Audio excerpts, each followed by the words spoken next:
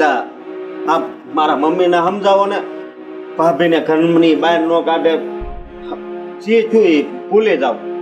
એટલે આ તારી મમ્મી છે ને નાના છોકરાની જેમ હઠ લઈને બેઠી છે. વહુની માને ગાળ્યું દીધું. મેં કીધું ભાઈ તમે છે ને માફી માગી લો, પણ એ એકની બે નથી થતી. 17 વાર મેં સમજાવી એને. હા બધી મારી જ ભૂલ છે. મેં જ કીધું હતું કે મારે દામિની હારે જ લગ્ન કરવા, પણ હવે છે ને કદાચ એ મારા ભાગમાં નહીં હોય. તમે સમજાવો એને. અરે એમાં દામિનીનો શું વાંક છે? તારી દામિની તારા ભાગમાં જ છે, પણ આ રીચા તારી મમ્મી એકની બે નથી થતી. એને સમજાવી તો એમ લાગે ને આ બે આગળ ભાગવત વાંચવા જેવું છે. હું તો ભાભીનું એટલે બોલતો હતો કે કદાચ એ માની જાય અને દામિની હારે મારા લગ્ન થાય, પણ મને નહોતી ખબર કે મમ્મી એને જ આ ઘરમાંથી કાઢી મૂકશે. હવે એની ધાર્યું એ હાચું, મારું તો કાંઈ વધારે હાલે નહીં. તો મારે કરવું હું એ નથી ખબર પડતી. ભાભી કેમ પેલો તમે લાવ્યા? માથા પર ચડાવો. સમજાતું નથી. ઘર છોડીને જઈ રહીશું હંમેશા માટે. એવું કરો મને. સમજો આ બધું મારી લીધે જ છું છે ને. હું માફી માંગુ છું. તમારા લીધે નહીં, આ તમારા મમ્મીના કારણે. ખબર નહીં કઈ વાતનો એટલો પાવર કરે છે. કેટલા દિવસથી એક ને એક વાત સમજાવું છું કે એકવાર માફી માંગી લો, વાતને પૂરી કરો. પણ બેટા એ નથી સમજતા તો તમે તો સમજો. આવું પગલું થોડું ભરાય. બાપુજી, જે શબ્દો મમ્મી મને બોલ્યા છે ને એવા શબ્દો તમને કોઈ બોલ્યું હોય ને તો તમે તો જઈને એનું ગળું જ કાપી નાખો. કોઈ પણ વ્યક્તિને પોતાનું સ્વાભિમાન તો વાલું હોય જ. સારું બેટા, સારું. હું હારો. તો સમજાવ તું. ભાભી મારે કઈ નથી સમજવું. જવા દો મને, મહેરબાની રાખો. હા, જતા રહો. નક્કી કહ્યું જ છે કે આ ઘરમાંથી જવું છે તો જવા દો ને બાપુજી. કારણ કે મીરા બહુ જિદ્દી છે. એમના માટે એમનો અહમ એ સૌથી ઉપર આવે. સંબંધોનું તો એમને કોઈ મૂલ્ય જ નથી. હા, નથી. સંબંધોનું મૂલ્ય તમને હોય તો માફી કેમ ન માંગી? કેમ એવું ન વિચાર્યું કે મારા દીકરાની વહુ છે, કદાચ એકવાર નમી જઈશ ને તો કોઈ ફરક નહીં પડી જાય? મમ્મી, બધા જ પોતાનું સ્વમાન સાચવે છે આ દુનિયામાં. હા, સાચી વાત છે. બધા જ પોતાનું સ્વમાન સાચવે અને તમારે પણ સાચવવું જ જોઈએ. હા, તમને એમ લાગે છે ને કે હું તમારા મમ્મીને અને તમને બંનેને મન ફાવે એવું બોલી ગઈ અને હું તમારી માફી માંગુ એમ ને? હા બેટા, માફી માગી લો ને. આ જો ઓ ઘર છોડીને જાય છે, માફી માંગવાથી છે ને નાના બાપના નથી થઈ જતા. એકવાર માફી માંગી લો ને. હા, મારો દીકરો અને મારા સસરા એ બંને મને આ જીજી કરે છે કે માફી માંગી લો. એટલે તમારી જીત બહુ મોટી છે. માફ કરજો મીરાબા, મારી ભૂલ થઈ ગઈ. આ ઘર છોડીને નહીં જાઓ.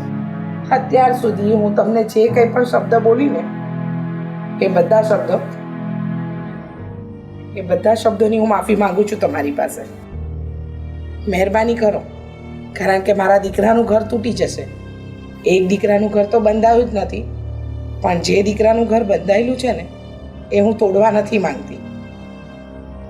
બસ મમ્મી, જોયું ને, જ્યારે મેં તમારી પાસે માફી મંગાવી તો તમને દુઃખ થયું ને?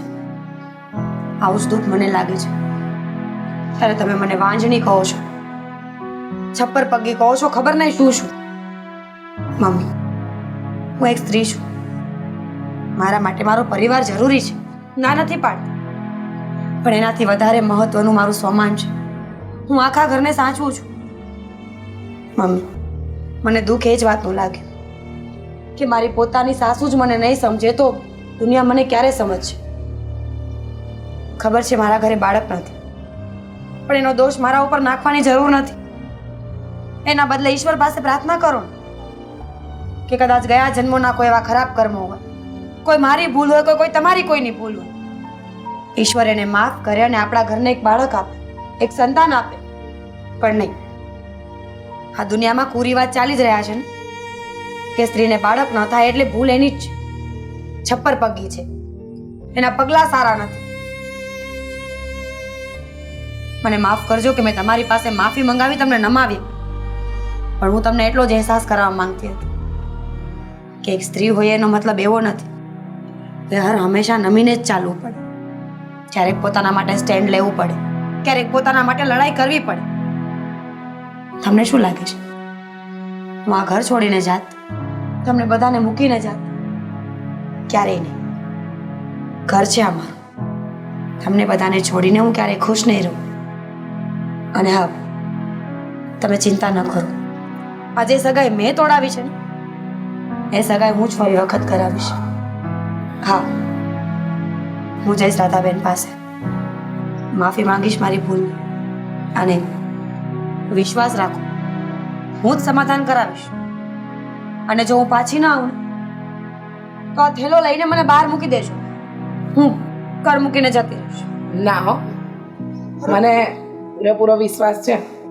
તારા ભાભી એટલા જિદ્દી છે ને કે જ્યાં સુધી દામિની હા નહીં પાડે ને ત્યાં સુધી એના ઘરેથી હટે પણ નહીં. મારી સાથે જો આટલી જીદ ચલાવતી હોય તો પછી બહારના વ્યક્તિઓની તો શું વિશ્વાસ. સોરી. સમજી ગઈ. હવે આ થેલો મૂકો ને પછી દામિનીના ઘરે જજો. મમ્મી કેટલો વજન વાળો છે, અહીંયા માંડ પહોંચાડ્યો તો. હું લઈ લઉં.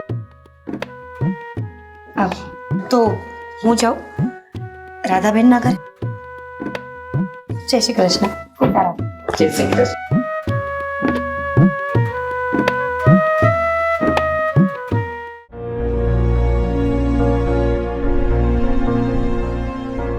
રાધાબેન, હું મારી ભૂલની માફી માંગવા આવી છું. હું માનું છું કે મેં જે કર્યું છે એ બહુ ખોટું છે, પણ મને રહી રહીને આ વાત સમજાઈ. જો હું સમાધાન માટે આવી છું. અરે મારે એ જાણવું છે કે તમારે એવી તે કઈ દુશ્મની હતી કે તમે મારી દીકરીને સગાઈ તોડી નાખવા માટે કીધું? હા, સાચું કહું ને તો આમાં દામિનીનો કે અશોકભાઈનો વાંક જ નહોતો. એનો તો છોડો, આદિત્યનો, મારા સસરાનો કે તમારો, કોઈનો કઈ વાંક તો નહોતો. પછી વગર વાકે મારી દીકરીને ધમકાવવાનું કોઈ કારણ તો હશે ને? કહું છું ને, મારા સાસુ અને મારી વચ્ચે ઘણીવાર અનબન થતી હતી. રાધાબેન, આ લગ્નને 3 વર્ષ થઈ ગયા છે, છતાં મારા ઘરે કોઈ બાળક નથી. એ વાતને લઈને મારા સાસુ અવારનવાર મને ટોક્યા કરે. તું વાંજણી છે, તું છપ્પર પગી છે, આ ઘરમાં આવી ત્યારથી અમારું ખરાબ ઈચ્છે છે. આ બધી વાત મારા દિલ પર બહુ જ ખરાબ રીતે લાગી હતી. મેં મમ્મીજીને ઘણીવાર સમજાવ્યા, પણ એ સમજ્યા નહીં. અને એ જ વાતનો ગુસ્સો હતો મને કે જે દિવસ એમના દીકરા પર વીતશે ને ત્યારે એમને ખબર પડશે કે સંબંધો તૂટે ત્યારે કેવું લાગે, કોઈ આપણને કંઈ બોલે ત્યારે કેવું લાગે. બસ આ જ વાતનો ગુસ્સો હતો અને બદલો લેવા માટે મેં આવું કર્યું. પણ હવે આ સગપણ માટે મારી તો ના છે. રાધાબેન, 2 હાથ જોડીને કહું છું, મને મારી ભૂલ સમજાઈ ગઈ છે. હું મારી અને સાસુમાની દુશ્મનીમાં દામિની અને અશોકભાઈનો સંસાર ભાંગવા જઈ રહી હતી. પછી મને ખબર પડી કે વગર પાપ કરી અત્યારે આવા દિવસો ભોગવું છું.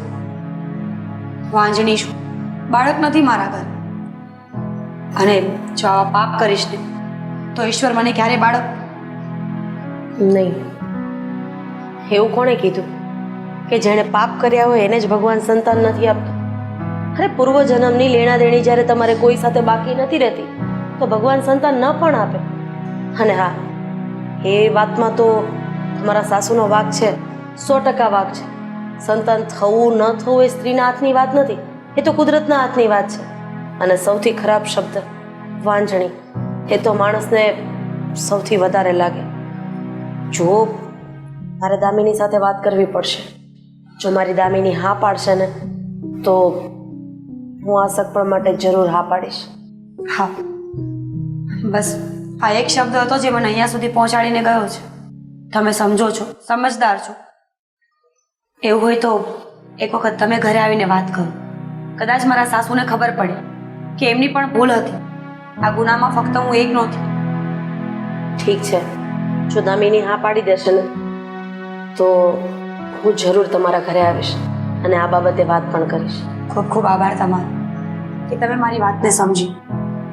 રાધાબેન, હું ઈચ્છું છું કે આ ઘરના સંબંધો પહેલાં જેવા થઈ જાય, બધા હળીમળીને રહે. અને હું પણ હવે આવી કોઈ જીદ ક્યારેય નહીં કરું. મને પણ મારી ભૂલનો પસ્તાવો થયો છે. ઠીક છે, તાતામાં ક્યારેક કોઈક એવી વસ્તુ બની જતી હોય જે આપણે મનથી કરવા ન ઈચ્છતા હોય, પણ હવે આ ગુસ્સાનો પારો એટલો ઊંચો જતો રહે ને તો ન વિચાર્યું એ થઈ જાય. કંઈ વાંધો નહીં, છોડો એ બધું. તમે બેસો, હું ચા બનાવી.